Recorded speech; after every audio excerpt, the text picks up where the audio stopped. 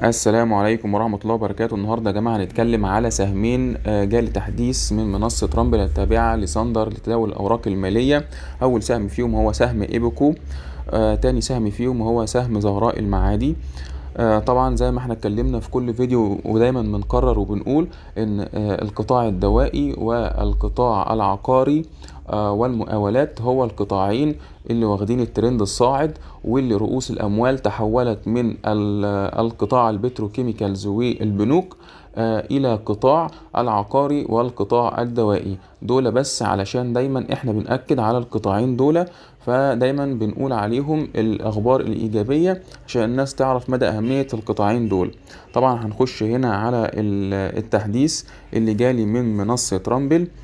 هنا هنخش على سهم ايبكو وسهم زهراء المعادي. سهم زهراء المعادي اول واحد كان تاريخ التوصية في 30 يناير 2024، هو أول تاريخ للتوصية.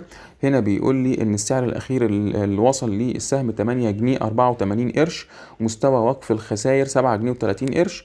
7 جنيه و30 قرش دي يا جماعة وقف الخسائر، يعني الحفاظ على الأرباح المحققة، علشان لو السهم نزل دون سعر 7 جنيه و30 قرش يعني تحتيه، فهنا بنبيع الأسهم بالكامل للحفاظ على الأرباح المحققة من السهم.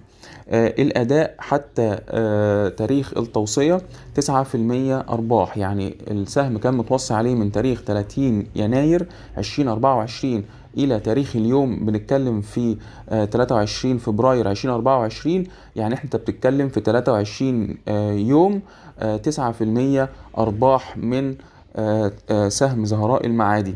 السعر المستهدف 13 جنيه. نطاق الشراء هو نطاق الشراء اللي كان من بداية السهم، اللي هم أعلنوا عنه، قالوا إن نطاق الشراء لسعر السهم من 8 جنيه و10 قروش إلى 8 جنيه ونص. ده بالنسبة لسهم زهراء المعادي. هنا بيقول لك إن التحديث اللي حصل بتاريخ 22 فبراير 2024 رفع مستوى وقف الخسائر إلى 7 جنيه و30 قرش. ده بالنسبة لسهم زهراء المعادي. نخش على سهم إيبكو. برضو كان تاريخ التوصية 30 يناير 2024. طبعا ده القطاع الدوائي. زهراء المعادي كنا بنتكلم عليه، ده القطاع العقاري. طبعا في ايبكو هنا السعر الاخير في جلسة يوم الخميس كان وصل ل47 جنيه ونص، مستوى وقف الخسائر 40 جنيه. الأداء منذ تاريخ التوصية إلى الآن 18.5% أرباح محققة من سهم ايبكو.